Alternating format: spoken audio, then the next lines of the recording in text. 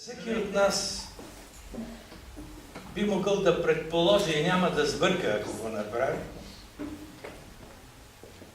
че либерал принадлежи на тази история, на тази културна фаза, наречена модерност, независимо от това какво мисли за нея. В някакъв смисъл е съвършено мислимо, допустимо един консерватор, тъй наречен традиционалист или консерватор, да не подозира, че фактически в динамиката на собствения си живот и дори интимен живот, като под това разбирам само частично осъзнаван, но практикуван пълноценно, е либерал. С други думи, споделя основните принципи на либералната демокрация в нейното ставане от началото на това, което нарекаха просвещение, модерност и т.н. Всички ние, това може да бъде интуитивно и когнитивно проследено. Сме деца, които живеят в утопията или в илюзията на излезли на светло в културно-историческо отношение. Изкъсали с опеката на един културен, религиозен и прочее космос, който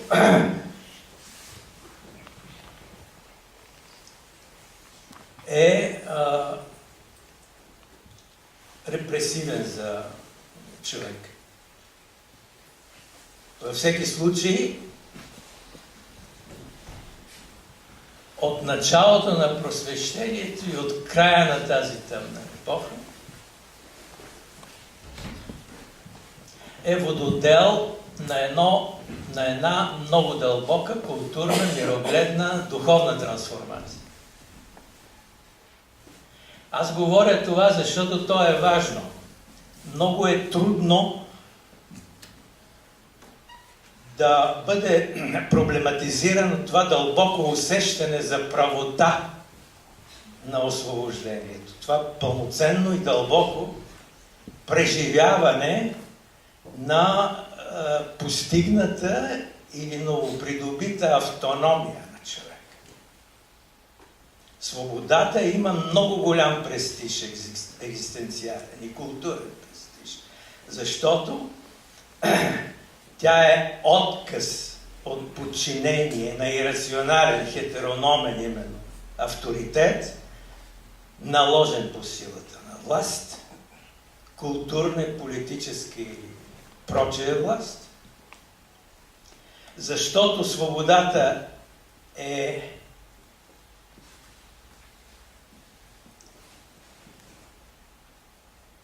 съдържание с много големи възможности, с потенциал за развитие на човека и за културно-историческо творчество. И накрая, свободата е свързана с идеята за човешко достоинство. Следователно, тя е много трудно оспорима. А свободата, либертас, е етимологически и фактически в основата на това, което наричаме либерализъм. Това е собствено нашата културна територия. Лесната дискредитация по новопридобит политически признаки на това, което наричаме либерализъм, е трудна до невъзможна работа. В определен смисъл не е препоръчителна, защото няма да бъде автентична. Ще повторя това, което вече казах. Ние всички сме в определен смисъл либерали. Има изключения, но те плашат. Това са, както се казва, враговете на свободата. Тъй като свободата е сублимно благо, Тя се преживява даже почти като мистическо благо. Няма по-голямо благо от свободата. В този смисъл свободният избор, като синоним на свобода,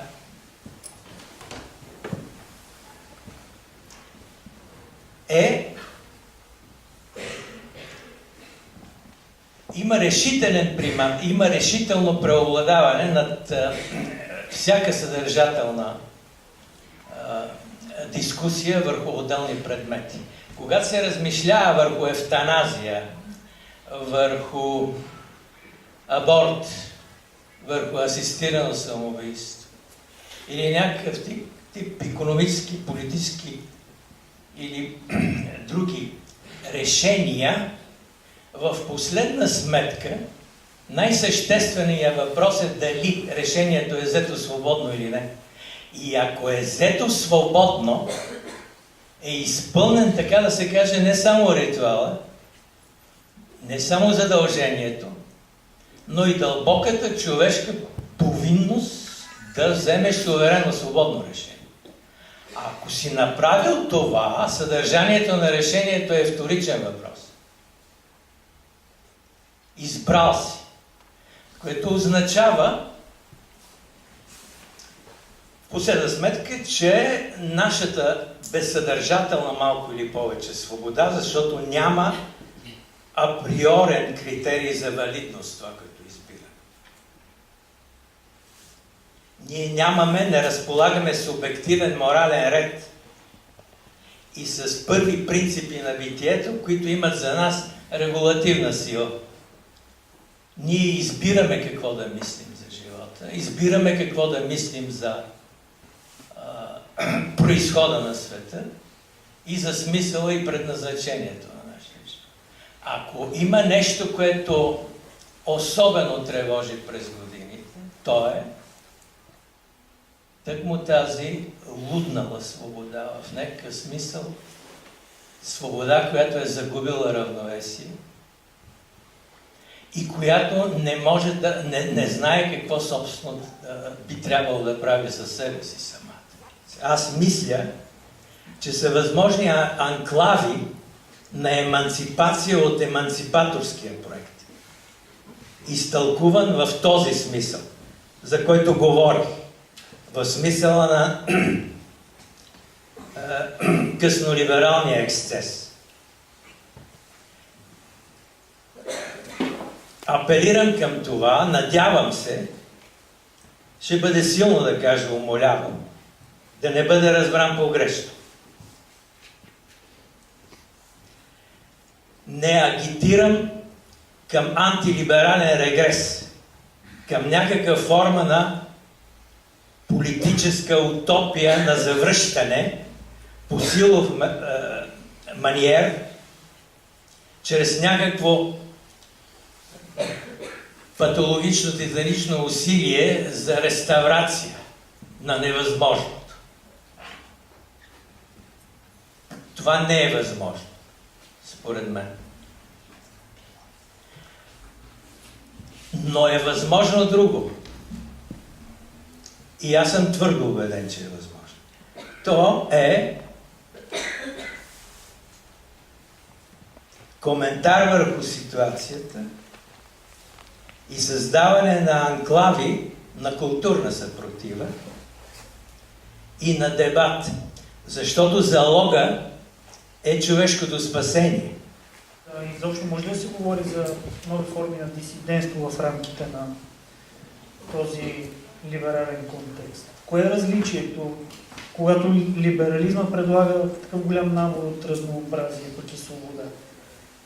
Тези дисиденти или дисидентстващи, или просто хора, които имаха вътрешна морална съпротива и в някаква степен страдаха живота си в комунистическа България. И не само България. Имаха утопия за една богата и незаменима, буквално чудесна Европа.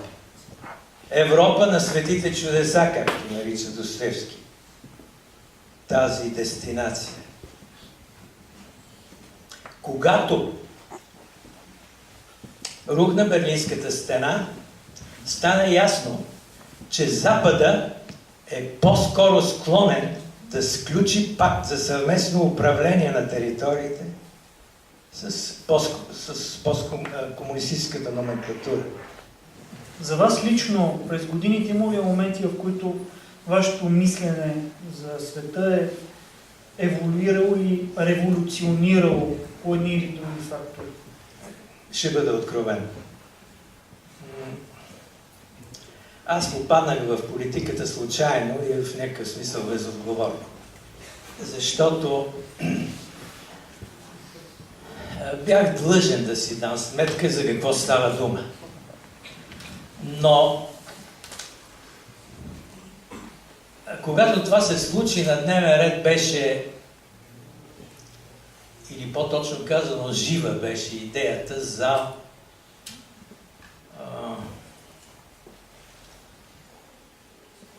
българската декомунизация, за изтласкване на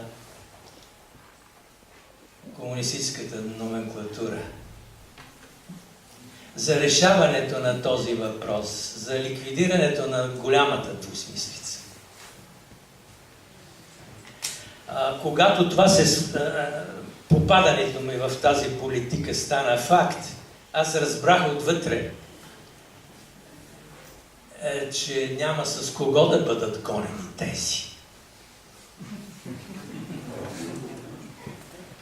Защото големия компромис е тук и че този компромис е исторически и че той не е проблем на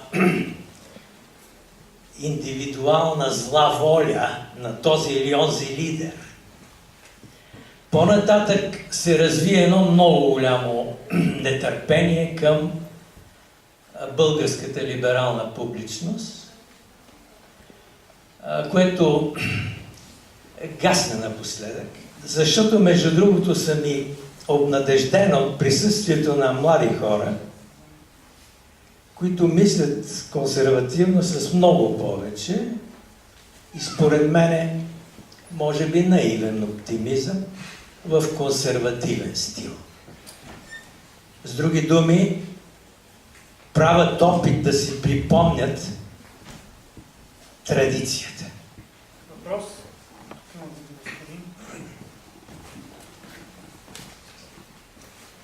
Добър вечер, аз съм Иван Илиев и съм учител и дълбоко се интересувам от нещата, които се случват в глобален мащаб по някакъв начин. И аз лично се чувствам разпънат между едната и другата крайност. И се стремя наистина много да направя всичко възможно да си обяснявам нещата, присъствайки на такива лекции и на така нататък, да разбирам повече неща. Но това, което виждам в своята практика е, че в фона на този либерален ред в момента се изгражда едно такова общество, което не се интересува. В смисъл, то е изгубено общество по някакъв начин, или бъдещо изгубено общество. Хора, тинейджери, които буквално не знаят в какъв свят живеят. И на фона на този дебат, който вие казвате, че трябва да бъде провеждан тепърва, между дали ще бъде либерализъм, консерватизъм и неговото надигане и така нататък, аз виждам един много голям проблем, че тези хора, които ще трябва да водят този дебат, те няма да знаят какво трябва да говорят. Те ще бъдат изгубени буквално между тази огромна каша, която се създава. Защото от този дебат може да изникне някакво решение, някакъв нов консенсус, ако щем, нали? Но пък може да изникне някакво огромно скарване, да речем, който да стане още по-катастрофално и още по-лошо на фона на този дигитализиращ си и криптизиращ свят и така нататък. Казва, че в Харвард, мисля от 70 души, има 5 консерватори. Останалите са либерали. С джендърни изследвания, с всичките тези щуротии. Моля? В джендърните? Не, няма нищо лошо, даже това е за препоръчване. Аз смятам да се направи някаква тъкмо дисидентска среща със специално, нарочно поканен, компетентен по тези джендерни въпроси човек, за да агитира за тяхното широко разпространение в България. Трябва даже да се направи това, което веднъж чух по телевизията да се случва. Една много иначе симпатична лекарка, която познавам, се изправи да се обоснове защо в учебниците на децата от първо, второ, трето или може би четвърто отделение трябва да има фигурки от едноименен пол, разпределени, така да се каже, по комбинации, възможни, логически възможни, за да бъдат стимулирани да избират рано собствената си полова принадлежност, като осъзнаят, че човекът не наследява пол, не се намира в полова ситуация, а се открива в нея. Аз сметам, че такъв либерализъм тепърва. И вие сте прав, че на нас ни предстои да се скараме тепърва. Аз само трябваше преди да карикатурявате нещо, трябва по-добре да го разбирате, а вие очевидно не разбирате, което плаща. Аз съм невеж човек и нека ми бъде позволен. Че водите зала, която е пълна само с мъжете цялото време, защото то все очевидно... Имате ли въпрос? Не, заповядайте. Не, няма въпрос. Ами, мнение... Аз помолих за въпроси, не за изказване. Моля. Не, вижте. Ще ви моля все пак да кажете това. Вие сте права. Аз не ви дадох възможност. Няма проблем, аз имам много възможности да се представя. Да. Но ние с вас, смятам, разбрахме се чудесно.